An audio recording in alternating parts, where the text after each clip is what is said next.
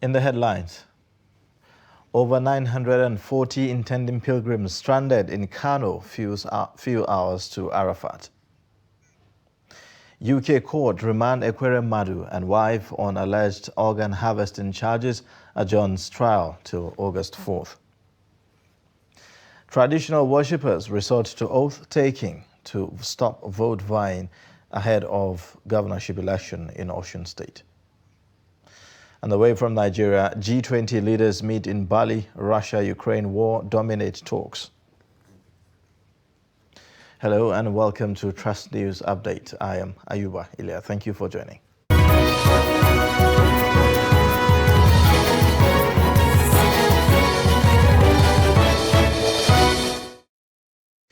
The Executive Secretary, Kano State Pilgrims Welfare Board, Muhammad Abba Dambata, says over 940 intending pilgrims may miss the 2022 Hajj exercise from Kano State due to lack of flights. Dambata, who disclosed this to newsmen, said that the National Hajj Commission of Nigeria has failed to honor a rescue mission arrangement for the past 2 days. He said early on Thursday, Azman aircraft with 400 passengers capacity departed Kano with only 250 intending pilgrims, leaving on ground over 940 pilgrims with the state officials. Ahead of the Arafat Day, pilgrims have converged on Mina tent city for a 3-day Hajj rituals. Nigerian pilgrims are urged to seize the opportunity to pray fervently for the peace and progress of the country. Sharif Al-Hassan reports from Mecca.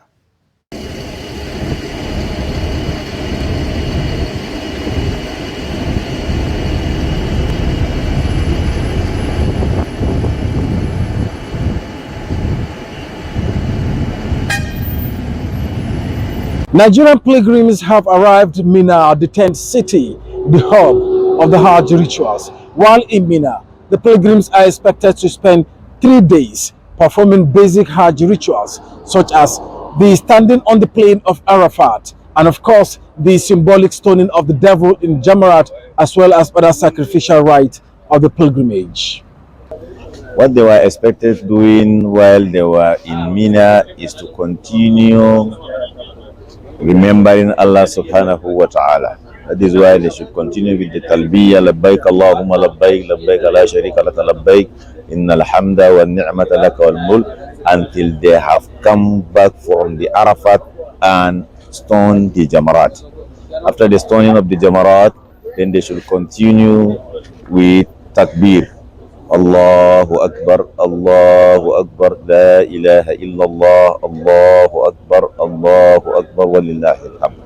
That is what they were expected doing throughout the days that they are here. This is the significance of staying here at Mina because of the remembrance of Allah subhanahu wa ta'ala. My message to the pilgrims is for us to try as much as possible to copy the teaching of the Prophet sallallahu alaihi wasallam by saying our prayers, performing our talbiyah, and abiding by the rules and regulations that guides the performance of Hajj. That you should not commit anything that is unlawful to the teaching of the Quran and the Sunnah, and you try as much as possible that you should not cover your head, and you should not even try to have anything that is unlawful against the teaching of the Quran and the Sunnah in this area. The over 1 million pilgrims the world over who have gathered here in Mina have one thing in common: to seek for Allah's abundant mercy and blessings throughout their stay in Mina, the tent city, and of course, pray that the entire Hajj ritual be accepted as an act of ibadat. From Mina, the tent city, Sharif Al-Hassan. Meanwhile, the federal government has declared Monday 11th and Tuesday 12th July 2022 as public holidays to mark this year's Eid al-Kabir celebration. The Minister of Interior, Rauf Aregbesola, who made the declaration on behalf of the federal government on Thursday, congratulated all Muslims and Nigerians both at home and in the diaspora on the occasion. Adebayo assured Nigerians that the administration of President Muhammadu Buhari is committed to the security of lives and property of all Nigerians, empowering the citizens for successful living, provision of social investment programs, as well as adequate security in all schools. The minister, while wishing Muslims a happy Eid al-Kabir celebration, urged Nigerians to take responsibility by reporting any suspicious individuals and criminal activities they observed around them to law enforcement agencies with the use of the N-Alert application that has been designed to mitigate security challenges with prompt response from security agencies. The trial of Ikea, his wife Beatrice, has been adjourned till August 4, 2022. The couple were arraigned at Westminster Magistrate Court over alleged organ harvesting on Thursday. Earlier, counsel for Ekweremadu denied any form of exploitation in the case. The lawyers of the defendants argued that the victim lied about his age, but the prosecution insisted that he is a minor. The court then ruled that the victim is not a minor. The defendant's lawyers have informed the court that a bail application will be submitted before the next court date, August 4th. The Attorney General has given consent to take the case to the Central Criminal Court in London, which means that the case won't be treated by the Magistrate Court. A high-powered Nigerian delegation was in court for the trial of the former Deputy Senate President. Now joining us live via Skype from England to discuss the latest update of Ekweremadu's case is Olubenga Onifade, a policy analyst. Thank you for joining us on the news update. Hi, good evening. All right, now this is the second time the court is adjourning sitting in this case. Is this frequent postponement the case with the British legal system?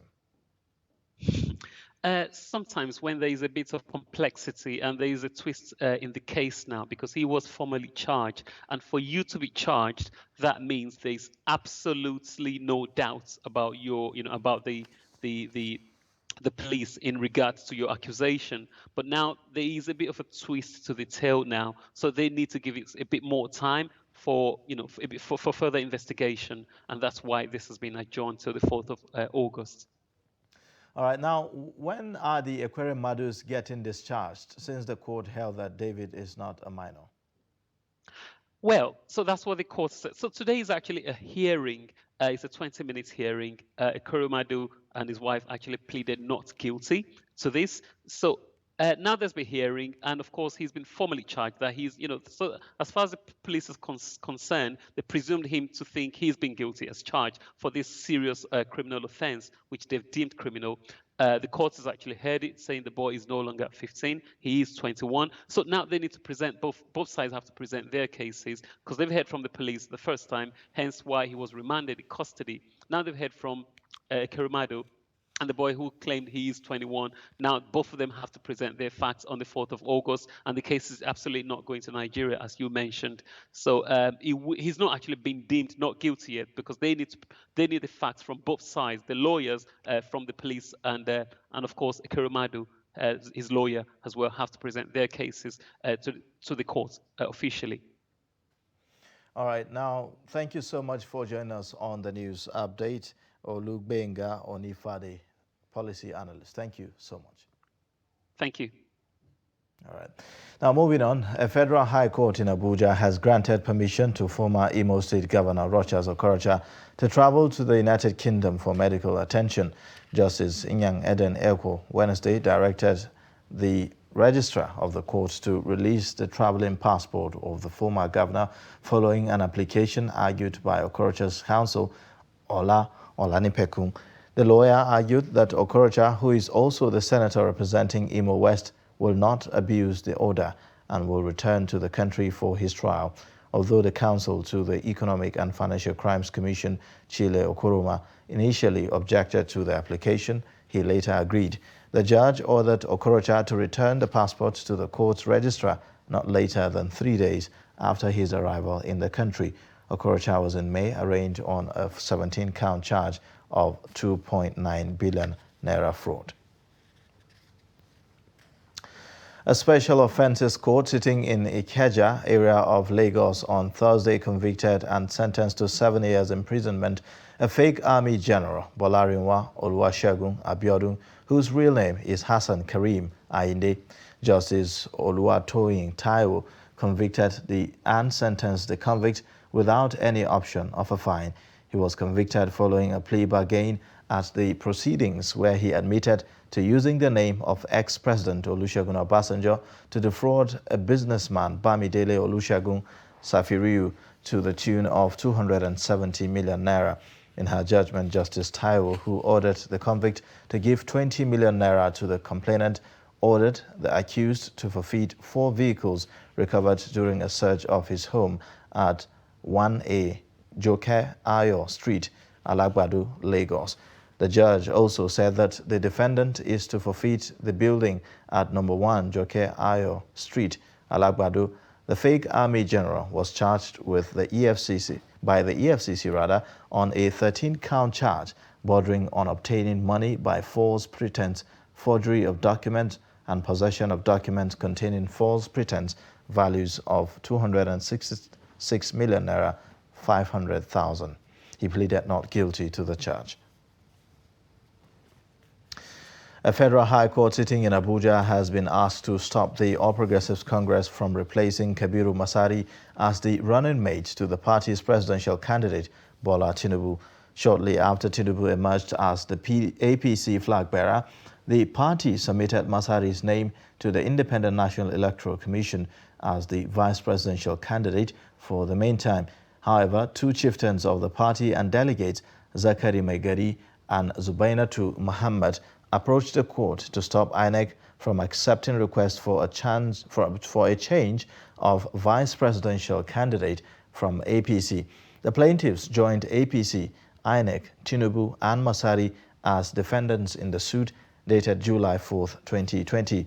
They asked the court to determine whether it was legally permissible for Masari to withdraw as the vice presidential candidate of the APC so as to be substituted or replaced with another person by the party with regards to the combined effect of sections 142 subsection 1, sections 29 subsection 1, 31 and 33 of the Electoral Act. Traditional Religion Worshippers Association in Osun State, southwest Nigeria, says it may resort to administering oaths to its members to discourage them from selling their franchise as the state governorship election remains few days away. Trust TV's Shafiu Suleiman reports that the decision is coming hours after President Muhammadu Buhari presented APC flag to the party's governorship candidate in the state. The decision of the Traditional Worshippers Association is contained in a statement signed by its president, Oluseyi Atanda, who says it would have been a historic fiat if such oath could be administered on all inhabitants of Osun State to stop the ugly trend of vote buying.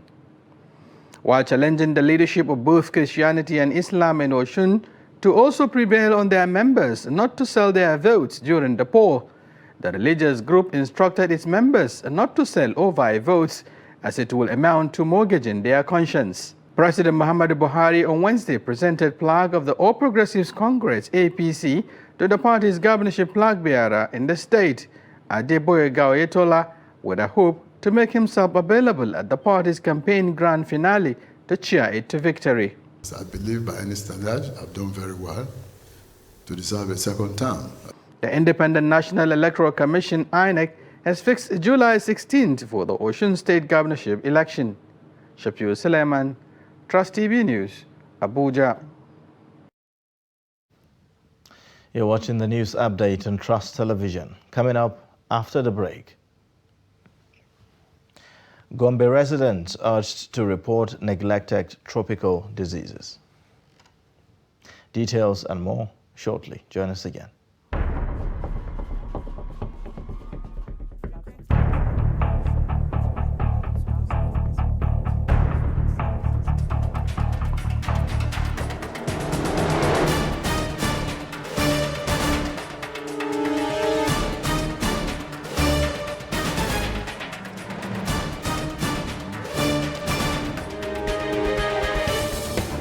That's great. It's good to see you.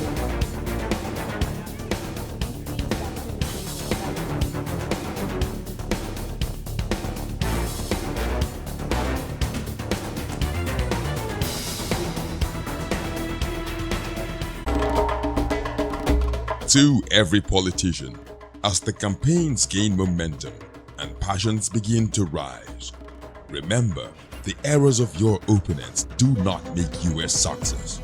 Do not run down your opponent and inflame passions to violence between and among your supporters. What counts is what you plan to do for the electorate and how you intend to relieve the sufferings and bring succor. Nigeria is in dire need of patriotic leaders at all levels, leaders who will make national development their priority.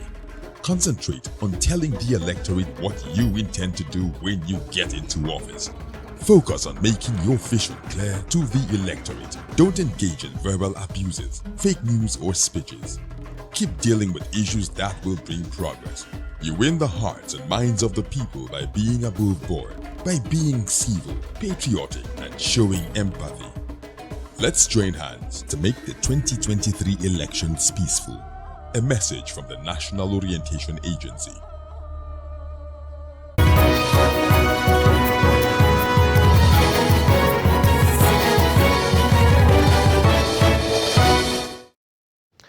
Welcome back. This is the news update on Trust Television. Here's a reminder of our top stories. Over 940 intending pilgrims stranded in Kano, few hours to Arafat. UK court remand Ekweremadu and wife on alleged organ harvesting charges, adjourns trial till August 4th.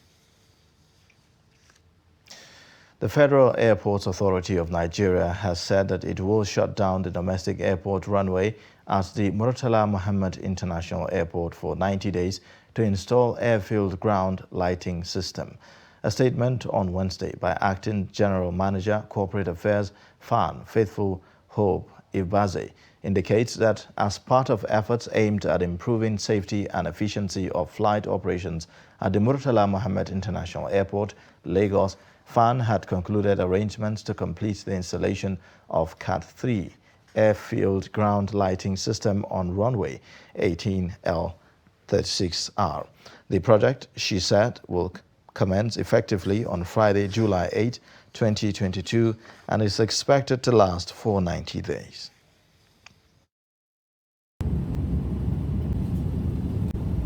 Checking in for a flight and managing your Sky Miles account.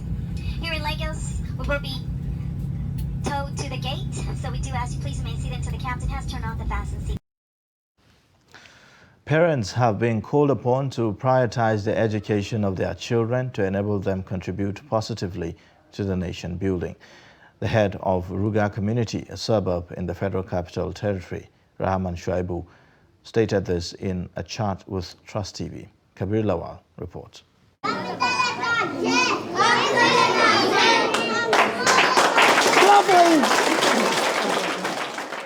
Education is one of the best legacies parents can bequeath their children, hence the need for not just parents but also government to give support, especially to those living in rural areas. Fundamental is the essence and the foundation upon which nations are built. Right? To have an educated population is to ensure that your nation, especially as Nigerians, has the basic capacity to build a very civilized society.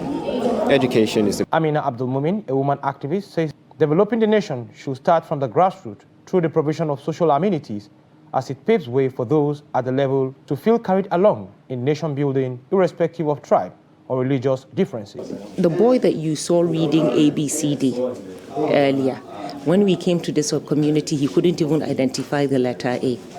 And in 2 months already, this boy is fluently identifying his capital letters and his small letters. So we believe that with baby steps, we will get there. It is the responsibility of federal government to ensure that each and every Nigerian feels included as a community and as a Nigerian. These people have lived here for over 80 years. No water, no electricity, no toilet, no schools. and we're complaining about banditry. So until we can give them a sense of belonging, until we can make them feel that they're very much a Nigerian like any Hausa, Yoruba, Efik, Borno. A cross-section of Nigerians believe that education the younger generation will make them good ambassadors of the nation. That was not built on education. There is no any way that that country will develop. Let's all try, irrespective of tribe, irrespective of ethnicity, let's try and build this nation through education. Children in the community express happiness to receive formal education, which they believe holds the key to their success in life. Kabir Lawal, Trust TV News, Abuja. Gombe State Government has called on residents of the state to report cases of neglected tropical diseases, NTDs, to avoid complications. The State Commissioner for Health, Dr. Habu Dahiru, gave the charge during a meeting to review issues of neglected tropical diseases in Gombe State, organized by Amen Foundation in collaboration with the World Health Organization. Ibrahim Ismail reports. Neglected tropical disease, NTDs, are believed to affect over 1.5 billion people globally. They are diseases of the poor and vulnerable and affect the most impoverished, marginalized, and hard-to-reach communities in both low and middle-income countries. The devastating impact of these diseases on individuals and communities is an issue of concern to Gombe State government, especially people's misconception about the NTDs. It is widely known these diseases, as they are commonly called, neglected tropical diseases. In true terms, they were neglected. If you see hydrocele, you see a case. If you look at those pictures, you imagine that they are not even human beings, and they must have had these illnesses for a very long time. And that is why it qualifies it to be even, it's been neglected. It's supposed to have been picked right from the onset of the illness, but it was not given that attention, and so many myths were attached to it, and people thought they were not even treatable. And now today we're able to address issues of hydrocele, we're able to address hernias, we're able to address TTs, and we'll also establish centers in each of the 11 local governments to screen for cervical cancer and breast cancer. The president of Amen Foundation urged parents to look after their words to prevent them from contracting NTDs. Cleanliness is part of it. Even if you don't have safe water, people are advised to boil their water, because if you boil your water before drinking, then you would have killed the worms or germs in it. Hygiene is also another thing. We should keep our environment hygienic. Children should not be allowed to defecate everywhere, especially in streams or ponds that are used as drinking water. And then generally people should observe wash, that is sanitation, and should be able to wash their faces, wash their hands regularly. And if we do that, we would have gone a long way in reducing the endemicity. Neglected tropical diseases are endemic in Nigeria, as 14 out of the 20 existing NTDs are recorded in the country. They include, but not limited to, trachoma, bilharzia, snail fever, elephantiasis, and river blindness. From Gombe, Ibrahim Ismail reporting for Trust TV. The Federal Competition and Consumer Protection Commission will henceforth sanction distribution companies and other offenders who fail to comply with extant rules and regulations in the electricity industry. Babatunde Irukera, the Executive Vice Chairman of the Commission, made this known as the Electricity Consumer Complaint Resolution Platform organized by FCCPC on Wednesday in Nasarawa State. Irukera, who was represented by Adamu Abdullahi, Executive Commissioner Operations of the Commission, said that the non-compliance of DISCOs with the regulations of the Nigerian Electricity Regulatory Commission is a bane in the industry. He said that electricity-related issues ranging from poor service delivery in the industry are the highest category of consumer complaints received by the Commission. Away from Nigeria, Russian Foreign Minister Sergei Lavrov has flown into Indonesia's resort island of Bali for a meeting of G20 foreign ministers said to be overshadowed by tensions triggered by the conflict in Ukraine. There was tight security on Thursday in Bali's Nusa Dua area, where the summit is being held, as foreign diplomats descended on the tropical island for the meeting. Speaking ahead of her arrival in Bali, German Foreign Minister Annalena Baerbock said Russia must not be allowed to use the G20 meeting as a platform given its war in Ukraine. The G20 gathering runs until Friday in host country Indonesia, which this year has grappled with the balancing act of running a global summit buffeted by geopolitical pressures and a global food crisis blamed on the war. The group of 20 includes Western countries that have accused Moscow of war crimes in Ukraine and rolled out sanctions, but also countries including China, Indonesia, India, and South Africa that have been more muted in their response to the invasion. Now, British Prime Minister Boris Johnson has resigned as Conservative Party leader after losing the support of his ministers and members of Parliament. The embattled leader has faced a growing rebellion within his party over a series of scandals. A Conservative leadership contest will take place this summer, and a new Prime Minister will be in place in time for the party conference in October. In the meantime, Johnson will continue as Prime Minister.